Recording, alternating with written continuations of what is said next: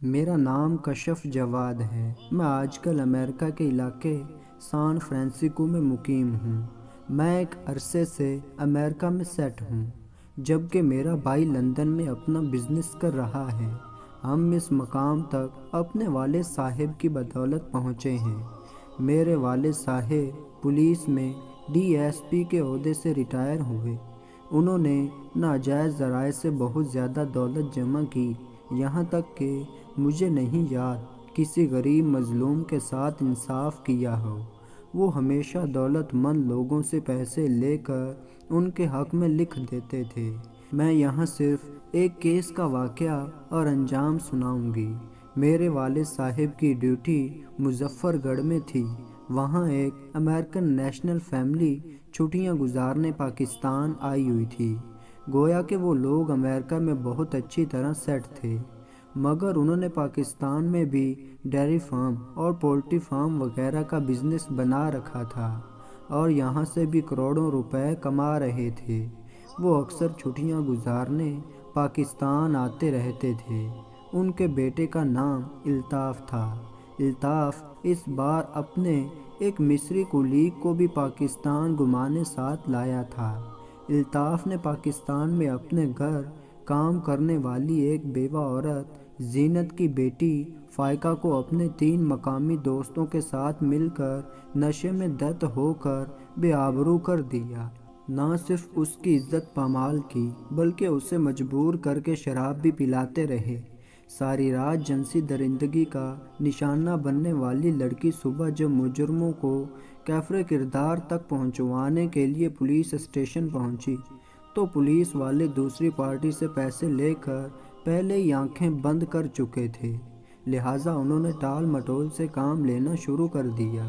جب کیس میرے والد صاحب تک پہنچا تو انہوں نے نہ صرف بھاری رشوت وصول کی، بلکہ میرے لیے امریکہ سے اسپانسرشپ بھی مانگ لی، اور مطالبات پورے ہو جانے پر میرے والد صاحب نے الطاف کو بے گناہ قرار دیتے ہوئے اس کے دوستوں کو مجرم ٹھہراتے ہوئے انہیں جیل بھجوا دیا، اور الطاف نے بے گناہ قرار دیے جانے کے بعد ایک بار پھر زینت اور اس کی بیٹی کو تشدد کا نشانہ بنایا اور پھر اپنی فیملی کے ہمراہ امریکہ چلا گیا۔ مجھے بھی اسپانسرشپ پر امریکہ بلوانے کے بعد سان فرانسسکو کے علاقے میں جاب دلوا دی۔ الطاف کا دوبارہ تشدد سہنے کے بعد بھی جب پولیس نے الطاف کے خلاف کوئی قدم نہ اٹھایا تو فائقہ خود کشی کرنے کے بعد اپنا کیس لے کر اللہ تعالیٰ کی عدالت میں جا پہنچی، کیونکہ لوگوں کے طنز و تیر نے اس کا جینا دوبر کر دیا تھا۔ مظلوم ہونے کے باوجود بھی زیادہ تر لوگ اسے ہی بد کردار اور گناہ گار سمجھتے تھے، اور زینت جو عرصہ دراز سے بیوہ ہو چکی تھی، جس کی زندگی کا واحد مقصد بیٹی کی تعلیم و تربیت کے بعد اسے کسی اچھے مرد کے ساتھ رخصت کرنا تھا، فائقہ کی موت کے ساتھ ہی اس کا مقصد بھی رخصت ہو گیا۔ وہ اپنی بیٹی پر کیے گئے ظلم و ستم سہ گئی، مگر اتنا اچھا، سستا اور فوری انصاف دیکھ کر اپنا دماغی توازن کھو بیٹھی۔ وہ ہر وقت الطاف، میرے والد صاحب اور پولیس کو بد دعائیں دیتی رہتی تھی۔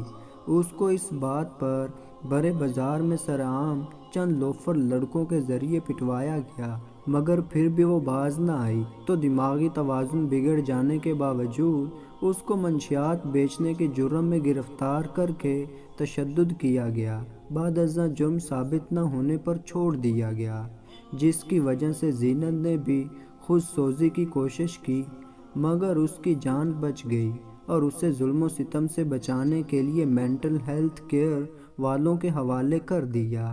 وہاں بھی اس کو زنجیروں سے باندھ کر رکھا گیا، کیونکہ وہ اپنے آپ کو نقصان پہنچانے کی کوشش کرتی تھی، یہاں تک کہ انہیں زنجیروں میں بندھے ہوئے اس کی موت واقع ہو گئی۔ بیٹی کی عزت پامال کرنے والے مجرم کو سزا دلوانے کے لیے نکلنے والی ایک بیوہ عورت کی اس عبرت ناک موت سے تمام کمزور لوگوں کو پیغام دیا گیا کہ انصاف دولت مندوں، جاگیرداروں، وڈیروں کی داشتہ ہے، غریب اور کمزور کے لیے کوئی انصاف نہیں۔ میرے والد صاحب ریٹائر ہوئے تو ان کا زوال شروع ہو گیا۔ میں نے اور میرے بھائی نے اپنی اپنی پسند کی شادیاں کر لیں۔ والد صاحب سے ہمارا رابطہ نہ ہونے کے برابر رہ گیا۔ میرے والد صاحب کے دل کے وال بند تھے، 3-4 بار آپریشن ہوا، مگر پھر بھی دل نے نارمل انداز میں کام کرنا شروع نہ کیا۔ یہاں تک کبھی کبھی دھڑکن اتنی نیچے چلی جاتی کہ لگتا اب گئے تب گئے، مگر کچھ دیر اس اذیت سے گزرنے کے باوجود ان کی جان بچ جاتی۔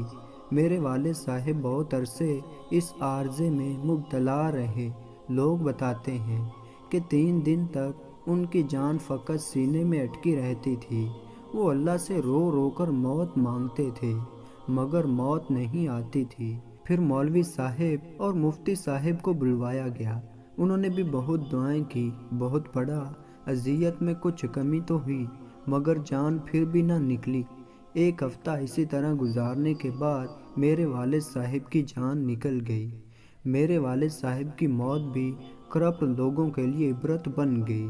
میرے گاؤں میں آج بھی جو لوگ سرکاری ملازم ہیں وہ کرپشن نہیں کرتے، بلکہ کوئی ان کے سامنے ذکر بھی کرے تو میرے والد صاحب کی عبرت ناک موت کا حوالہ دے کر اسے منع کرتے ہیں۔ میں اور میرا بھائی والد صاحب کے جنازے پر نہیں جا سکے تھے، ان کو ہماری غیر موجودگی میں دفن کر دیا گیا۔ ناردرن ایریاز میں گھوما پھرا، مگر اپنے باپ کی قبر پر نہیں گیا۔